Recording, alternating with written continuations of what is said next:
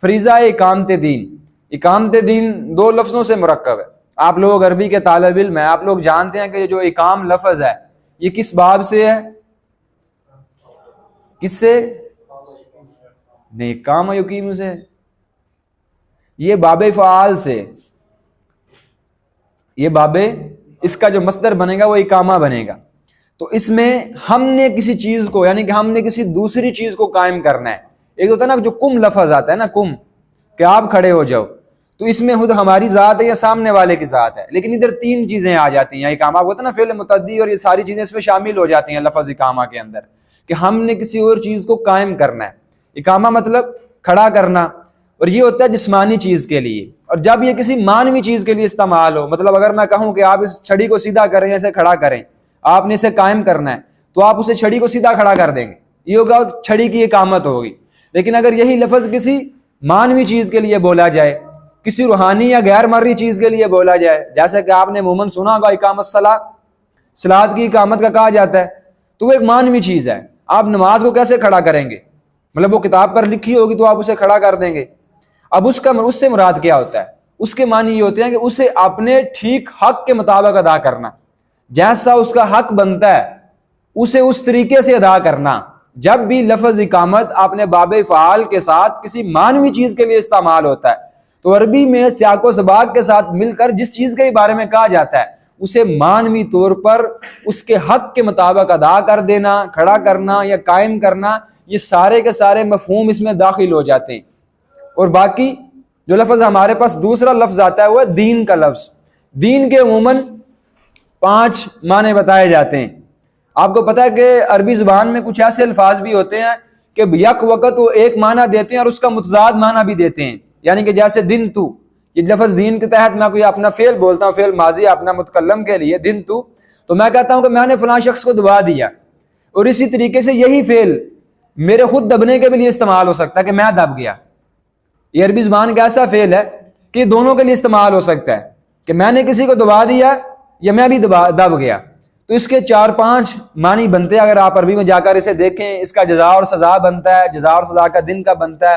اسی طریقے سے ایک قانون بنتا ہے, ضابطہ بنتا ہے. اور لیکن جو اس کے اصطلاحی معنی بیان کیے جاتے ہیں, ہر معنی کو ملا کر جو اس کے اصطلاحی معنی بیان کیے جاتے ہیں وہ یہ بیان کیے جاتے ہیں کہ اللہ تعالیٰ کی ذات کا اتارا ہوا دین, یا وہ شریعت, یا وہ ضوابطہ, یا وہ ضابطہ حیات, کوڈ آف لائف, اسے دین کہا جاتا ہے. شرع بھی سے کہا جاتا ہے, شریعت بھی سے کہا جاتا ہے, فقہ, حدیث, ہر چیز اسی کے تحت آ جاتی ہے. دین ایک جامع لفظ کے طور پر, ایک جامع ٹرم اور اصطلاح کے طور پر ہمارے سامنے آ جاتا ہے. آپ کو پتا ہے کہ دین اسلام نے چند الفاظ کو جو عربی کے اندر مستعمل تھے انہیں اٹھایا اور اٹھا کر اپنی اصطلاح بنا لی ہے. اس کے اب وہی معنی ہوں گے جو قرآن پاک بیان کرے گا, اس کے اب وہی معنی ہوں گے جو حدیث بیان کریں گی. لیکن ایسا نہیں ہوگا کہ وہ معنی بالکل اس عرب لغت کے متضاد ہو جائیں گے یا اس سے ہٹ جائیں گے. ہاں کوئی تھوڑا اضافہ ہو سکتا ہے, کوئی تھوڑی کمی بیشی ہو سکتی ہے, لیکن وہ اپنی خاص اصطلاح میں استعمال کیے جائیں گے. دین کا لفظ پھر اسی اصطلاح میں استعمال کیا جائے کہ مکمل وہ ضابطہ حیات جو اللہ تعالیٰ کی ذات کی طرف سے اتارا گیا ہے اور ہم نے اس کی پابندی کرنی ہے. اور سورہ آل عمران میں ہمیں اس کے بارے میں بڑا کیٹیگوریکلی کہہ دیا گیا ہے کہ اس کے علاوہ اور کوئی دین آپ وہ اختیار نہیں کر سکتے. خدا کے حضور وہ دین قبول نہیں کیا جائے گا. آپ اپنا اسے لے کر اپنے خدا کے حضور اپنا مال نامے کے طور پر اسے پیش نہیں کر سکتے. یہ دونوں مرکب ہے. اب اس کا مجموعی معنی بناتے ہیں. جو لفظ یہ سب سے پہلے اصطلاح یعنی کہ اصطلاحی طور پر مولانا مودودی نے استعمال کی, اور انہوں نے کہا کہ ان حکیم الدین, جو سورہ شورا کی آیت ہے اس کے اندر سے یہ اصطلاح لی گئی ہے کہ ہم نے یہی اس دین کی وصیت کی, اسی دین کو ہم نے وحی کیا. سب سے پہلے نوح علیہ السلام پر, اس کے بعد آپ پر یعنی کہ آپ صلی اللہ علیہ وسلم پر, اور اس کے بعد عیسیٰ اور موسیٰ, ابراہیم, بڑے 5 پیغمبروں کے نام لیے گئے. ادھر سے انہوں نے ان حکیم الدین کہ آپ اپنے دین کو قائم کیجئے, یہ اصطلاح لی ہے. اور اس کے تحت وہ 3 اور آیات لے کر آئے. ہم کوشش کریں گے کہ اس اصطلاح کو بھی سمجھیں اور ان 3 آیات کو بھی سمجھیں.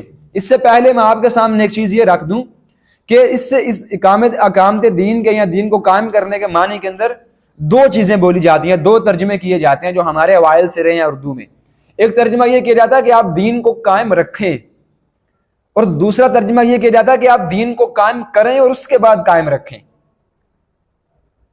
پہلا ترجمہ یہ لیا جاتا ہے کہ آپ دین کو قائم رکھیں, یعنی کہ آپ اپنی سطح پر, اس میں بالکل معنی بدل جائے گا کہ اگر تو حکومت اسلام کی ہے اور پھر ہم دین کا نفاذ کریں گے، دین کو قائم رکھیں گے، لیکن اگر حکومت اسلام کی نہیں ہے تو ہمیں کرنے کا حکم نہیں ہے، پھر ہم سے وہ حکم معطل ہو گیا ہے۔ آپ سمجھتے ہیں نا، حکم جو معطل ہو گیا ہے، ہم سے پھر وہ حکم معطل کر دیا گیا ہے۔ اگر ہم کہیں اس لفظ کے معنی یہ ہے کہ آپ نے دین کو قائم کرنا ہے، تو پھر اگر تو اسلام کی حکومت ہے تو ہم نفاذ کریں گے، لیکن اگر نہیں ہے تو پھر ہم کیا کریں گے؟ پھر ہم اس حکومت کو قائم کریں گے۔ پھر اس کے معنی یہ نکلتے ہیں، پھر ہم اس حکم کے تحت آ جاتے ہیں۔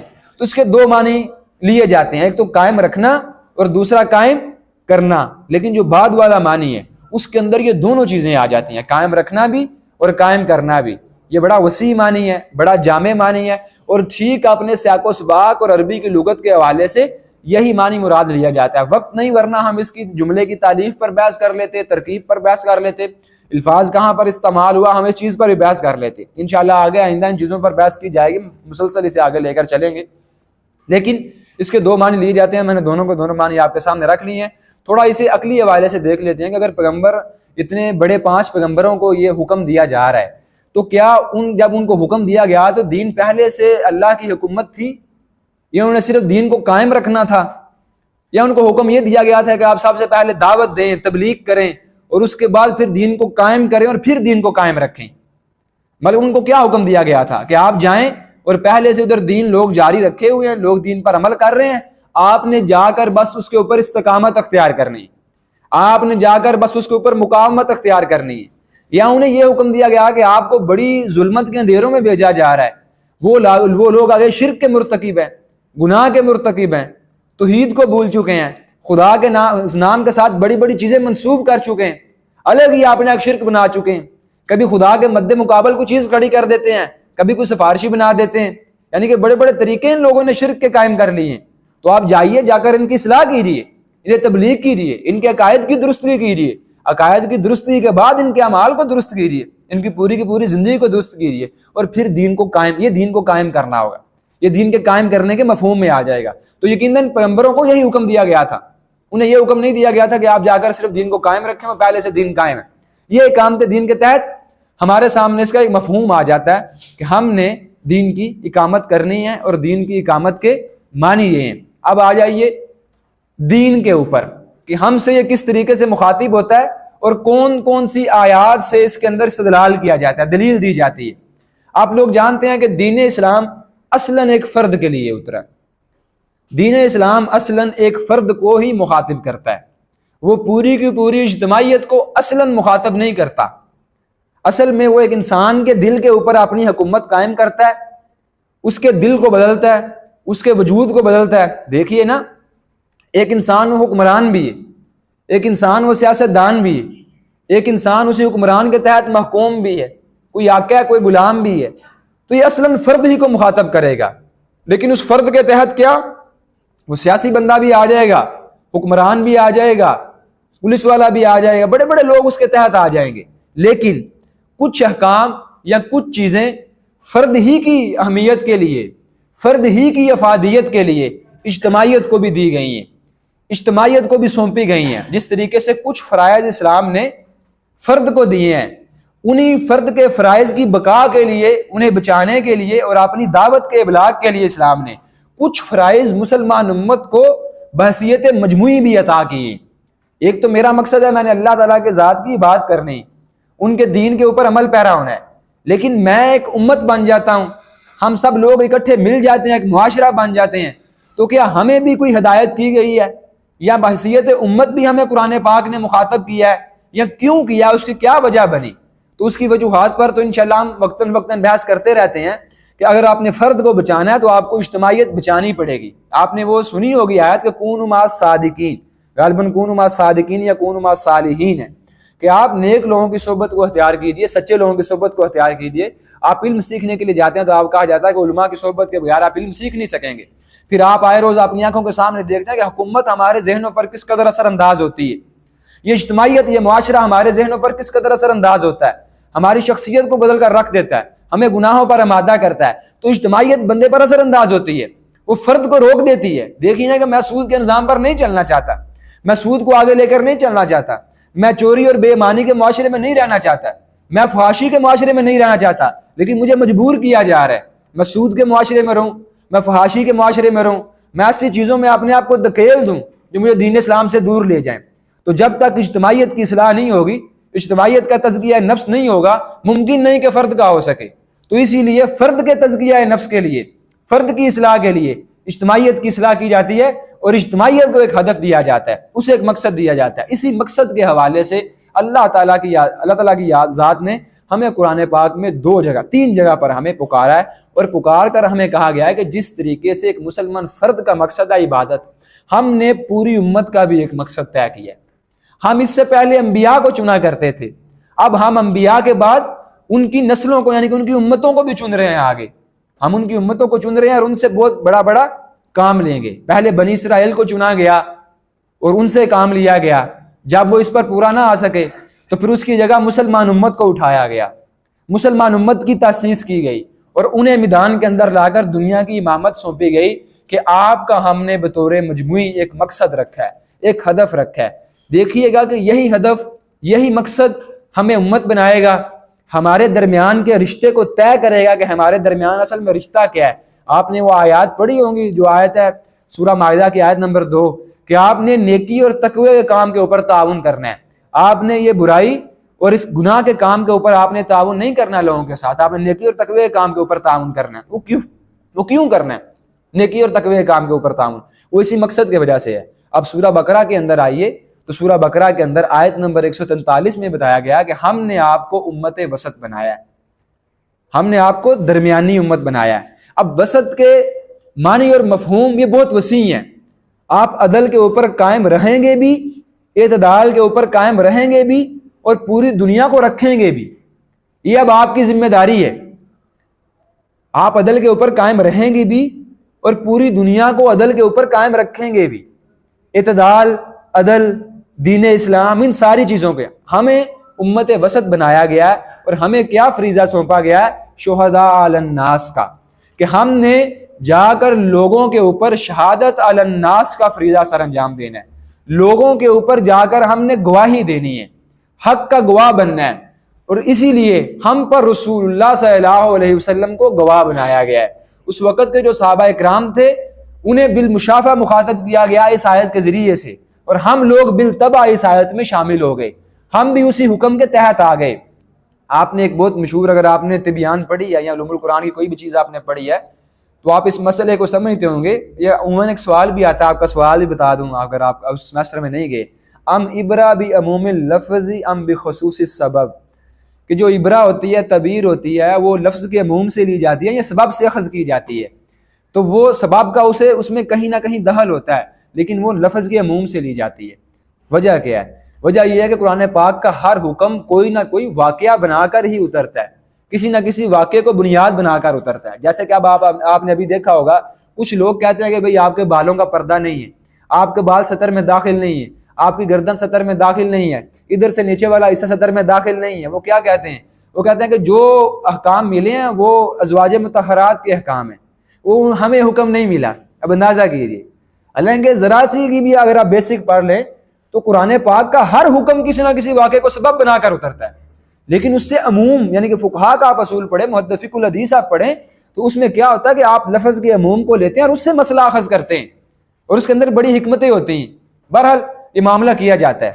تو ہم اس سے پیچھے تھے کہ اس وقت تو انہیں یہ حکم دیا گیا لیکن ہم اس میں بالطبع شامل ہیں۔ آپ دیکھ لیجئے صحابہ اکرام نے یا آپ صلی اللہ علیہ وسلم کی ذات نے ہمارے اور ان کے اپنی اور ہمارے درمیان کوئی لائن نہیں کھینچی کہ ہم تو اس امت کے برگزیدہ لوگ ہیں اور ہم جہاد کریں گے، ہم لوگوں کو دعوت دیں گے، ہم شہادت علی الناس کا فریضہ سر انجام دیں گے، لیکن آپ لوگ جو تابعین عظام ہیں، جو بڑے بڑے امام ہیں، آپ ہم سے علیحدہ ہیں، آپ ہم سے دور رہیں گے، آپ کا یہ فریضہ نہیں ہے شہادت علی الناس، یہ تو صرف ہمارا فریضہ تھا۔ کچھ لوگ یہ بھی کہتے ہیں کہ یہ بنی اسماعیل کے ساتھ خاص تھا یا یہ صحابہ اکرام کے ساتھ خاص تھا۔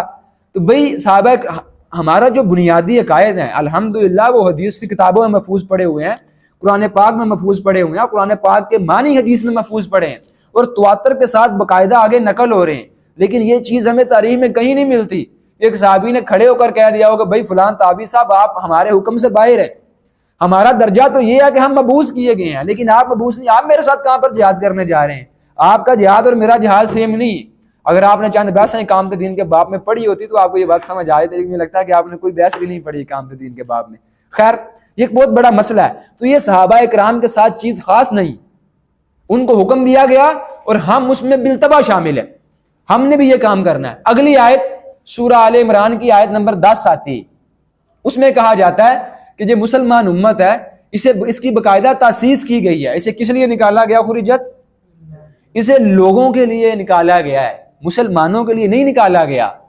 اسے انسانیت کے لیے نکالا گیا ہے، لوگوں کے لیے نکالا گیا ہے. اور یہ کرے گی کیا؟ یہ لوگوں کو معروف کا حکم دے گی اور لوگوں کو منکر سے، انسانوں کو منکر سے روکے گی. ادھر مسلمانوں کے الفاظ نہیں ہیں، ادھر بھی لوگ خاص کر دیتے ہیں کہ الف لام آیا ناس کے ساتھ تو یہ صرف مسلمانوں کے لیے. لیکن اگر آپ اسے وسیع مفہوم میں لیں، ذرا زیادہ گہری نظر سے دیکھیں تو یہ عام انسانوں کے لیے لنا. اور دوسرا کام آخر میں آپ نے کیا کرنا ہے؟ آپ لوگ کیا ہونے چاہیے؟ آپ لوگ مومنین بھی ہوں، آپ لوگ ایمان رکھنے والے بھی ہوں، آپ لوگ ایمان بھی رکھتے ہوں. یہ مسلمان امت کا، آپ اسے شہادت علی الناس کا فریضہ کہہ لیں، یا آپ اسے یہ کہہ لیں کہ آپ نے کیا کرنا ہے؟ امر بالمعروف اور نہی عن المنکر کرنا ہے. اور آپ ایمان لانے والے بھی ہوں، آپ ایمان کے تقاضوں کو پورا کرتے ہوئے، یہ آپ کے سارے معاملات یہ بھی ہوں. آگے آپ چلے جائیے، سورہ حج کی آیت نمبر 78 آتی ہے. آخری آیات جو ہیں، مومنین کو پکار کر کہا گیا کہ ایمان والو نیکی کے کام کرو، اللہ کے آگے جھک جاؤ، رکوع کرو، سجدہ کرو اور اللہ کے حضور اپنے آپ کو جھکا دو. اور اس کے بعد کیا کہا کہ اللہ کے راستے میں جاہدوا فی اللہ، اللہ کے راستے میں اس طریقے سے جہاد کرو جیسے کہ جہاد کرنے کا حق ہے. وَاجْتَبَاكُمْ، اس نے تم کو چن لیا ہے، بحیثیت امت تم کو چن لیا ہے. تو ادھر چننا صرف صحابہ کرام کو مراد نہیں ہے، بے شک وہ ہم سے اشرف ہیں، بے شک وہ ہمارے اوپر رکھ کے ہم سے عرفہ رکھ کر چنے گئے ہیں، لیکن ہم بھی بالتبع اسی مفہوم میں شامل ہیں، ہم بھی اسی مفہوم میں آتے ہیں. اگر آپ ادھر سے صرف وَاجْتَبَاكُمْ سے صحابہ کرام کو مراد لیں تو قرآن پاک کا 70% حصہ آپ منسوخ کر کے صرف صحابہ کرام کے دور کے ساتھ جوڑ دیتے ہیں. یہ سارے کے سارے احکام صحابہ کرام کے دور کے ساتھ خاص تھے، بس باقی 30% رہ گئے ہیں. وہ نمازیں ہیں، حدیث ہے، قرآن ہے، حدیث بھی اپنی آپ کی شرح ہوتی ہے، جو محدثین نے بیان کی ہوتی ہے اسے کون دیکھتا ہے؟ ہر بندے ادھر ریفارمر ہے، کیا کر سکتے ہیں؟ یہ معاملات ہوتے ہیں.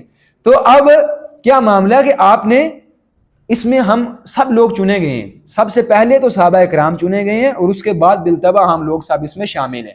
آپ اسے جہاد کا فریضہ کہہ لیجئے، دعوت کا فریضہ کہہ لیجئے، شہادت علی الناس کا فریضہ کہہ لیجئے، امر بالمعروف اور نہی عن المنکر کا فریضہ کہہ لیجئے، یا اقامت دین کا فریضہ کہہ لیجئے. لیکن یہ بحیثیت مجموعی ہمارا ایک فرض ہے، یہ بحیثیت مجموعی اس امت کا ایک مقصد ہے، اور ہمیں یہ مقصد ابھی پکار رہا ہے. ذرا لغوی بحثوں سے اوپر اٹھتے ہیں، ذرا اس تنقیدی مطالعے سے اوپر اٹھ کے اس مقصد کو پہچانتے ہیں کہ کیا یہ ہمارا مقصد تھا، اور اگر تھا تو ہم نے اسے کہاں تک پورا کیا؟ کیا ہم بحیثیت مجموعی پوری امت اقامت دین کے لیے کام کر رہے ہیں؟ دین کی دعوت کے لیے کام کر رہے ہیں؟ دین کے لیے ہمارے اندر کوئی تڑپ پائی جاتی ہے؟ دینی نظام جب آئے گا تو چند حدود نافذ نہیں ہوں گی.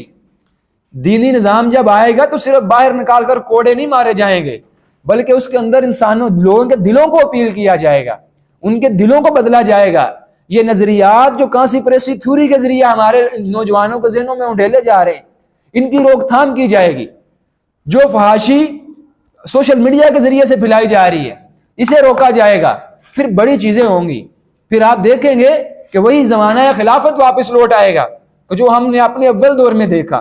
یہ سارے معاملات ہو جائیں گے. ہم لوگوں نے اس فریضے کو سر انجام نہیں دیا، ہمارے اندر اس کی تڑپ بھی نہیں پائی جاتی. ہم نے کبھی نہیں سوچا کہ مسلمان امت کے نوجوان کہاں جا رہے ہیں، لڑکے اور لڑکیاں کیا کر رہے ہیں. کیا آپ کبھی فاسٹ یونیورسٹی کے سامنے سے نہیں گزرے؟ آپ دیکھیں کہ وہ 3 لڑکے اور لڑکیاں اکٹھے کھڑے ہوتے ہیں، ان کو مسئلہ نہیں ایک دوسرے کے ہاتھ پر ہاتھ پھینک رہے ہیں.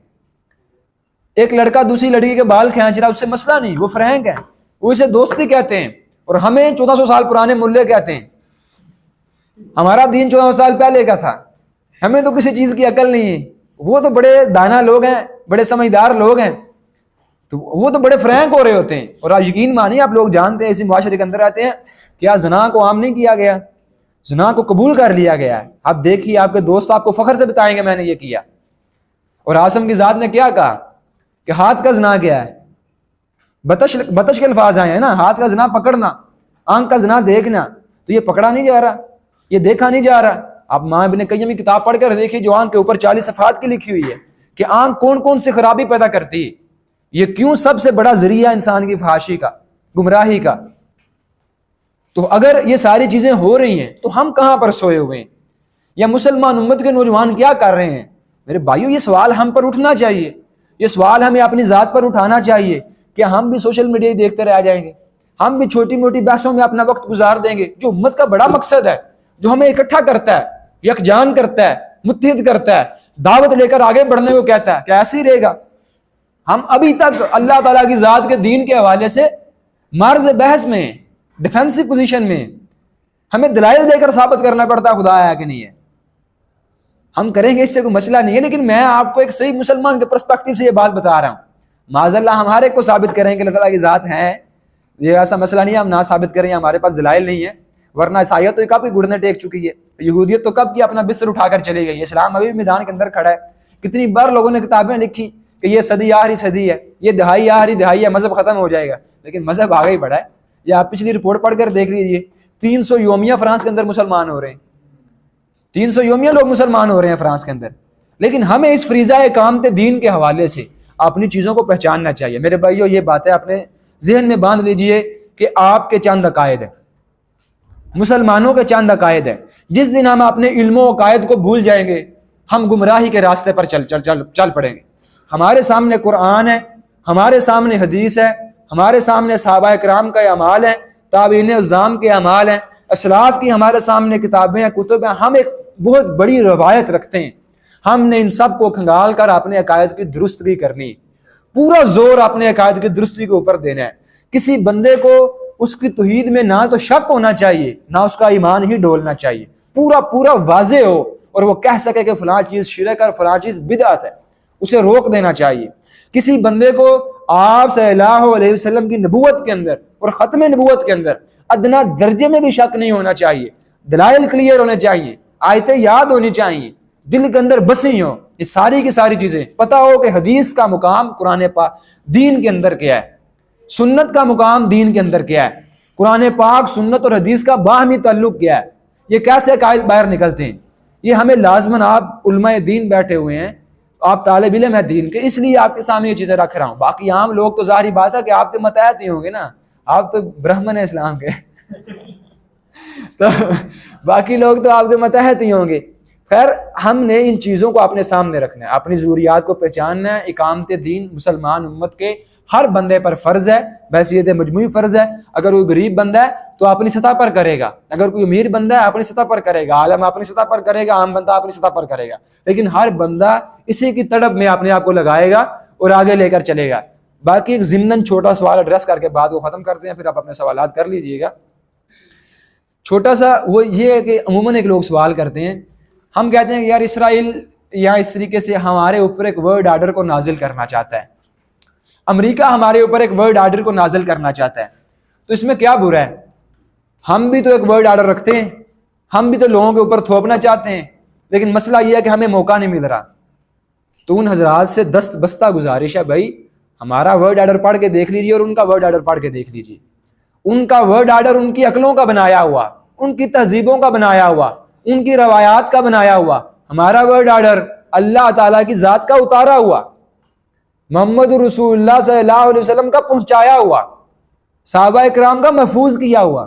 ہمارے ورڈ آرڈر میں اور ان کے ورڈ آرڈر میں زمین و آسمان کا فرق ہے۔ تو جو لوگ یہ کہتے ہیں کہ بھائی ورڈ آرڈر وہ چاہتے ہیں تو آپ بھی چاہتے ہیں، لیکن ورڈ آرڈر کو پڑھ کر بھی دیکھ لیجئے نا، ہمارے ان زمینی حقائق سے تھوڑی سی واقفیت پیدا کیجئے۔ آپ کو زمینی حقائق سے اتنی تو واقفیت رہنی چاہیے۔ ورڈ آرڈر میں بہت فرق ہے۔ پھر آگے دیکھیے، اس ورڈ آرڈر کو جو چلانے والے ہیں وہ خدا ترس ہیں، وہ اللہ کو ایک مانتے ہیں، وہ آسم کی ذات کے اوپر ایمان رکھتے ہیں، ان کی اخلاقیات اسلامی اخلاقیات جیسی وسیع ہیں۔ ان کی اخلاقیات جب امریکہ کو پھیلانگتی، عراق کے اندر کیا کرتی، کویت کے اندر کیا کرتی، فلسطین کے اندر کیا کرتی، یہی اخلاقیات ہیں، جو یہی مہذب لوگ ہیں۔ آپ پڑھ کر دیکھیے نیتن یاہو کی تقریر، آپ سن کر دیکھیے جو اس نے کیپٹل ہل کے اندر کی ہے، کہ ہم تو بڑے سیولائزڈ پیپل ہیں اور یہ جن کے ساتھ ہم لڑ رہے ہیں یہ نان سیولائزڈ پیپل ہیں، یہ جانور ہیں، ہم سیولائزڈ پیپل ہیں۔